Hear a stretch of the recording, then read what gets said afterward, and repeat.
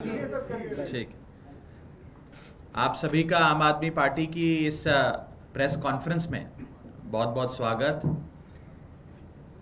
एक महत्वपूर्ण विषय पे आप सबको संबोधित करने के लिए इस प्रेस वार्ता का आयोजन किया गया है। साथियों, हमने माननीय मुख्यमंत्री अरविंद केजरीवाल जी, आम आदमी पार्टी के राष्ट्रीय संयोजक अरविंद केजरीवाल जी का इस्तीफा देखा और उस इस्तीफे से पूरे देश में एक बात साबित हो गई है कि केजरीवाल को कुर्सी का लालच नहीं है, केजरीवाल को पद या पावर का लालच नहीं है, लेकिन हां, उन्हें एक चीज की लालसा है और वो है इस देश की राजनीति में नैतिकता की। एक चीज वो चाहते हैं, वो है राजनीति में मर्यादा, और नैतिकता और मर्यादा को ऊपर रखते हुए उन्होंने अपनी ईमानदारी की अग्नि परीक्षा देने का फैसला दिया। हम एक ऐसे दौर में जीते हैं जहां एक छोटा सा नौकरी करने वाला शख्स भी, कोई चपड़ासी भी अपनी नौकरी से इस्तीफा नहीं देता, चिपका रहता है कुर्सी से। इस दौर में, इस कलयुग में अरविंद केजरीवाल जी ने 2 बार मर्यादा और नैतिकता को मानते हुए अग्नि परीक्षा देने का काम किया, 2 बार इस्तीफा दिया। एक बार 49 दिन की सरकार जब बनी थी नैतिकता के आधार पर, और आज मर्यादा को तवज्जो देते हुए। साथियों, किसी संविधान ने, किसी कानून ने या किसी कोर्ट ने केजरीवाल जी को इस्तीफा देने के लिए नहीं कहा, लेकिन उन्होंने जनता की अदालत को चुना है। आज एक साधारण सा दिल्ली का पार्षद जब अपना 5 साल का कार्यकाल पूरा करता है तो उस 5 साल में वो बड़ी गाड़ियां, बड़े महल, कोठियां, जमीन जायदाद बना लेता है। आप अनगिनत ऐसे उदाहरण जानते हैं कि जब पार्षदी का चुनाव लड़ा था कॉर्पोरेटर काउंसलर बनने का, तो स्कूटर पर आकर प्रचार किया करते थे। अब BMW मर्सिडीज में घूमते हैं और बड़ी 2000-3000 गज की कोठी में रहते हैं।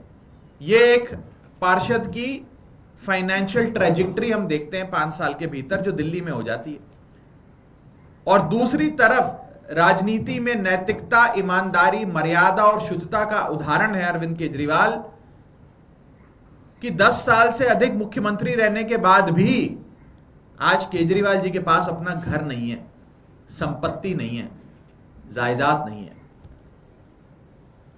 साथियों, संपत्ति ना होना और अपना घर ना होने के कारण अरविंद केजरीवाल जी एक दूसरे निवास स्थान में प्रवेश करेंगे, अपना घर छोड़कर, सरकारी निवास छोड़कर, और सारी सुविधाएं त्यागेंगे।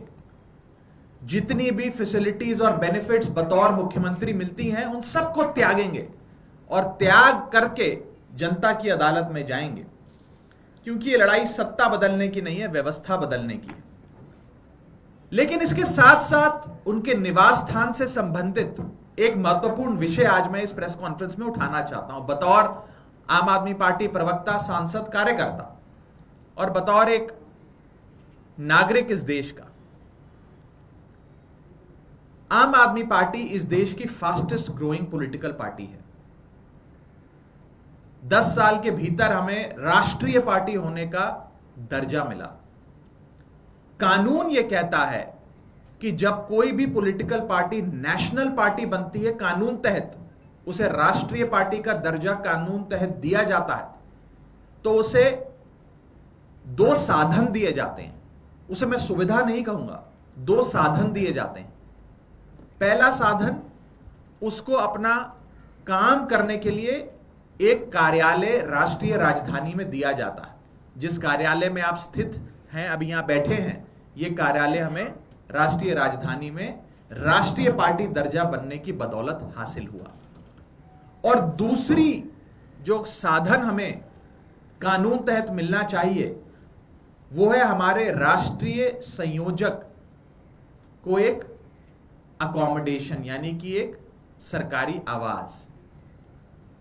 इस देश में कई राजनीतिक दल, राष्ट्रीय पार्टियां बने समय समय पर, और उन्हें समय समय पर उनके राष्ट्रीय अध्यक्ष हों या राष्ट्रीय संयोजक हो, उन्हें राष्ट्रीय राजधानी यानी कि दिल्ली में एक मकान, एक सरकारी आवास दिया गया।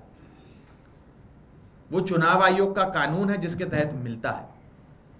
आज उसी कानून का हवाला देते हुए हम सरकार से ये विनती करेंगे कि मुख्यमंत्री का पद छोड़ने के बाद राष्ट्रीय संयोजक आम आदमी पार्टी अरविंद केजरीवाल जी को, क्योंकि वे एक राष्ट्रीय पार्टी के राष्ट्रीय संयोजक हैं, उन्हें एक सरकारी आवाज मिले। ये हमारी मांग है, मेरी मांग है, बतौर कार्यकर्ता, बतौर प्रवक्ता, बतौर भारत देश का एक नागरिक। ये जो साधन दिए जाते हैं राष्ट्रीय पार्टी को, ये कानून में इसका प्रावधान इसलिए किया गया क्योंकि एक राष्ट्रीय पार्टी को चलाने के लिए आपको एक तंत्र चाहिए, कुछ साधन चाहिए। हजारों लोग देश भर के कोने से आप आते हैं आपसे मिलने, चिट्ठियां लिखी जाती हैं, चिट्ठियां भेजी जाती हैं, आप जैसे पत्रकार आते हैं संवाद करने, लोग आते हैं, दिल्ली के लोग, देश भर के लोग, पंजाब, हरियाणा, उत्तर प्रदेश, महाराष्ट्र, देश के कोने कोने से लोग आते हैं मिलने। इसके लिए इस साधन की व्यवस्था की जाती है। एक साधन है ये हमारा राष्ट्रीय कार्यालय। राष्ट्रीय पार्टी, हम गुजरात चुनाव में जब हमारे विधायक बने, हमारा वोट परसेंटेज अच्छा आया, उसके बाद हम राष्ट्रीय पार्टी बन गए। लेकिन करीब करीब 2 साल की लंबी लड़ाई के बाद और कोर्ट कचहरी के हस्तक्षेप के बाद केंद्र सरकार ने हमें ये ऑफिस, ये कार्यालय दिया कोर्ट के आदेश अनुसार। लेकिन इस बार मैं केंद्र सरकार से दरख्वास्त करूंगा कि बिना किसी देरी के, बिना किसी राजनीतिक हस्तक्षेप के, बिना किसी राजनीतिक भावनाओं से प्रेरित होते हुए कानून को फॉलो करें और हमारे नेता, राष्ट्रीय संयोजक आम आदमी पार्टी अरविंद केजरीवाल जी को एक साधन के रूप में सरकारी आवाज अवश्य दिया जाए, जो उनका हक है, जो उनका अधिकार है, जो आम आदमी पार्टी का हक है। इस देश में लगभग 6 पॉलिटिकल पार्टीज बताया जा रहा है कि आज के समय राष्ट्रीय पार्टियां हैं। पहली भारतीय जनता पार्टी, जिनके अध्यक्ष हैं जेपी नड्डा साहब, उनको एक राष्ट्रीय घर, एक सरकारी आवास राष्ट्रीय अध्यक्ष होने के नाते मिला हुआ है। कांग्रेस पार्टी राष्ट्रीय पार्टी है, उनके अध्यक्ष श्री मल्लिकार्जुन खड़गे साहब को अध्यक्ष होने के नाते एक सरकारी आवास मिला हुआ है। ऐसे ही बहुजन समाजवादी पार्टी की अध्यक्षा मायावती जी को भी एक सरकारी आवास दिल्ली में मिला हुआ है, क्योंकि वे भी एक राष्ट्रीय पार्टी हैं। ऐसे ही सीपीएम और एनपीपी, 2 और अन्य राष्ट्रीय पार्टियां हैं जिनको यहां पर सरकारी आवास मिला हुआ है। मैं चाहूंगा कि आम आदमी पार्टी, जो 6ठी राष्ट्रीय पार्टी है इस देश की, उसको भी कानून के तहत जो साधन मिलने चाहिए वो मुहैया कराई जाए। और इस संदर्भ में आम आदमी पार्टी आज एक पत्र ministry of housing and urban affairs, जो नोडल मिनिस्ट्री है, उसको लिख रही है।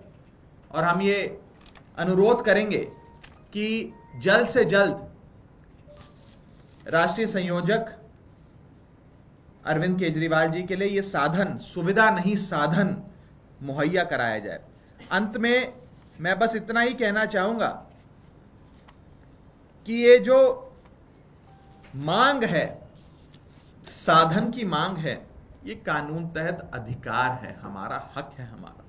और हकों की, अधिकारों की लड़ाई आम आदमी पार्टी लड़ती आई है, लड़ती रहेगी। मैं बस यही उम्मीद कर सकता हूं कि इस कार्यालय को हासिल करने के लिए जो एक लंबी कानूनी लड़ाई आम आदमी पार्टी ने लड़ी, कोर्टों में संघर्ष किया और हाईकोर्ट के निर्देश अनुसार हमें ये मिला, उतनी लंबी कोर्ट कचहरी की कार्रवाई ना हो,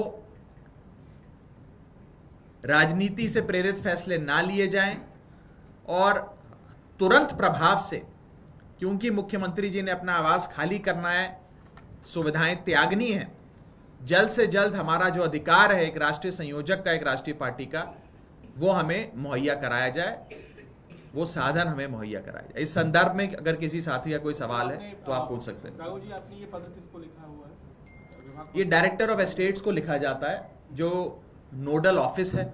नोडल मंत्रालय है ministry of housing and urban affairs. तो राघव जी, जब तक ये पत्र हमारे राष्ट्रीय सचिव द्वारा भेजा जाएगा।